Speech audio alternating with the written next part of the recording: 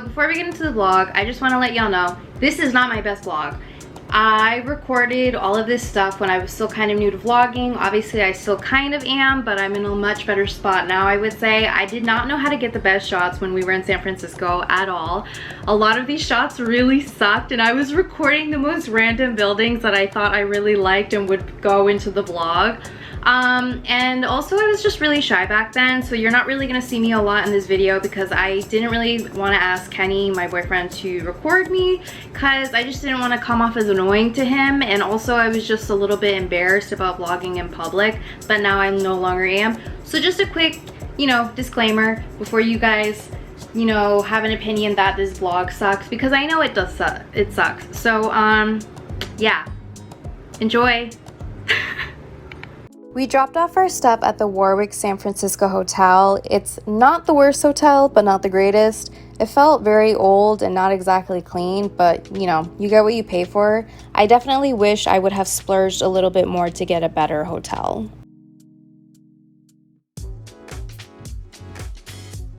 For lunch, our first stop was Super Duper for burgers. I thought it was really good, but I can't also exactly remember. We walked to the Painted Ladies, which is obviously featured in the Full House opening credits. It's located next to the Alamo Square Park. There's really not much to do there, so we just kind of hung out there for about a half hour. So I'm interrupting the vlog before we get further into this little San Francisco trip. I just want to straight up say, did not like San Francisco at all, really. It was kind of boring, and it was cold every single day that we were there. I had to wear the same clothes for about 4 or 5 days. Could I have gone shopping? Yes. Did I want to? No, because I just didn't want to spend the time shopping, and I didn't want to spend money. Like, I could just wear the same thing and, just wash my clothes when I get back home. And when I did my Google search on what the weather was going to be like when we were visiting, I got so many results that said, it's gonna be nice, it's gonna be sunny, it's gonna be perfect warm weather. Fuck you. Fuck all y'all. That was a lie. It was cold and windy as hell every single day. You cannot wear sexy clothes in San Francisco. I brought sexy clothes to wear for a night out. Could not wear it. If you wear like jeans and a hoodie and a denim jacket like I did during the day, you get kind of hot, but at night, it is so cold. Anyways, it's kind of a boring city, I would say. Definitely not New York City or Brooklyn, duh. You kind of just walk everywhere and look at things, I mean, as you do in any new place that you're visiting, but it's just, San Francisco is not really that exciting, and I don't know, if you don't like what I have to say, then fight me, bro. I'm just kidding.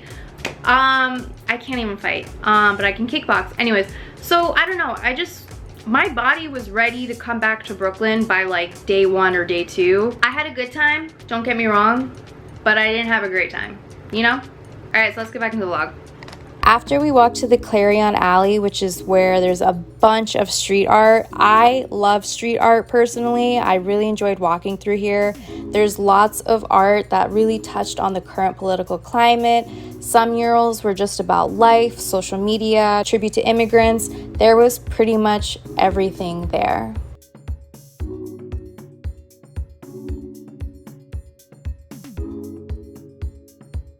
After we went to Byright Creamery for some ice cream. I can't remember what flavor I ordered, but I do remember it being really good.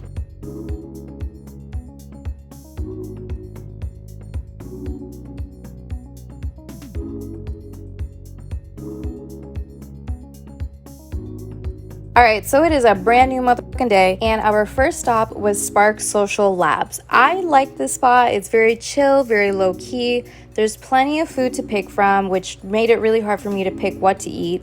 There is plenty of space. You can bring your pup if you want to as well.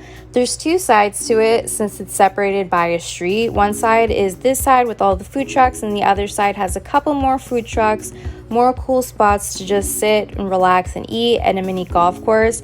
I can't really remember the first thing that I ordered, but it wasn't great, so I ended up getting a samosa sandwich from an Indian food truck, and that shit was dope. After that, we rode the trolley through some parts of San Francisco. I definitely enjoyed it. I sort of felt like a little kid again on a ride, especially when we went downhill. I believe it was free to ride when we visited, but it's usually around $8. The trolley got us close enough to walk to the well-known Fisherman's Wharf. This is a whole outdoor area by the water with lots of restaurants, the Biscoff coffee shop, there's rides, and some games that you can play as well.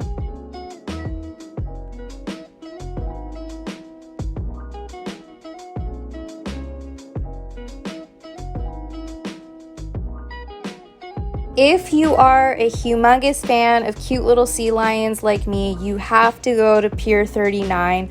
There's a bunch of cute sea lions just sunbathing, sleeping, being rambunctious, chunky creatures. After that, we headed to the Crepe Cafe, which is also at the Fisherman's Wharf. I love sweets, as you know, but you can get all kinds of other fillings for the crepe that you order. We walked to the Musée Mécanique, or the Mechanical Museum, at Pier 45, which is about 5 minutes from where we were. The museum has a lot of vintage penny arcade games, which some were kind of creepy and the others were kind of cool. I mainly wanted to go there because Princess Diaries filmed a scene here for the movie. If you know, you know, okay? After we headed to Ghirardelli Square to walk around a bit, obviously we went into the Ghirardelli shops, which is where they sell bags and bags of their chocolates, or you can put together your own little goodie bag. On the other side, there was a Ghirardelli cafe where you can dine in and eat some ice cream or drinks with Ghirardelli chocolate inside. We drove through the landmark Lombard Street, which is the crookedest street in America. It was actually really nice to drive through it at night instead of the day because you get to avoid all of the tourists. For dinner, we headed to El Techo, which in Spanish means the roof, so that's your Spanish lesson for the day. I wish I could remember what we ordered. I just remember this place had amazing vibes. The music was great, the food was great, the drinks were great. I really loved coming here, and you're hanging out on a rooftop, so it couldn't get better than that.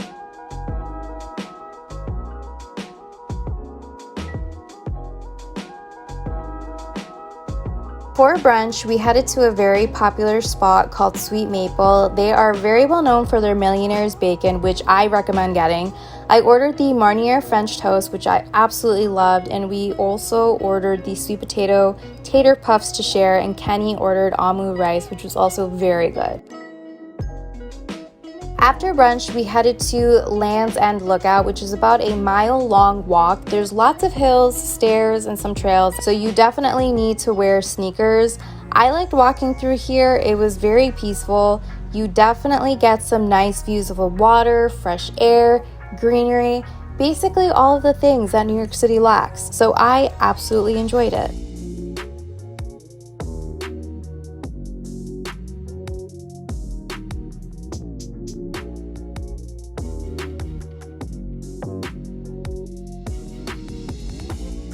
Nearby-ish, the Redwood Grove Garden is the Japanese tea garden. Can we please talk about how I'm fucking walking here? When I asked Kenny to record me, I thought I was going to look like one of those vloggers that have their shit together. They're all inquisitive, taking everything in around to them, that it was going to look amazing. No. Anyways, the Japanese tea garden was nice, but kind of boring. I didn't really have any expectations going into it, but I was hoping for more since it was listed on different websites as a place that's a must to visit.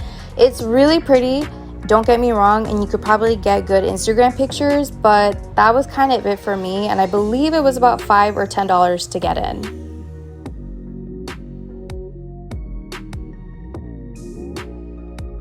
For dinner, we headed to La Taqueria, which was highly raved about online. Personally, for me, it was very overrated and really not that great. I wouldn't really recommend coming here, but you know, I guess if you want to have bad food, then you know, you can just do that for yourself.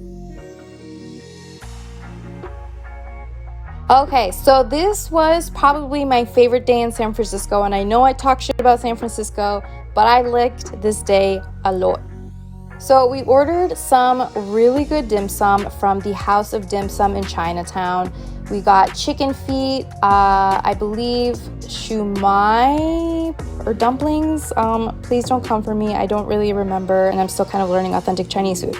But anyways, it was just a nice and sunny day. We were enjoying our food in the park, and yes, I'm wearing the same clothes for like the 4th day in a row, but it was such a nice day.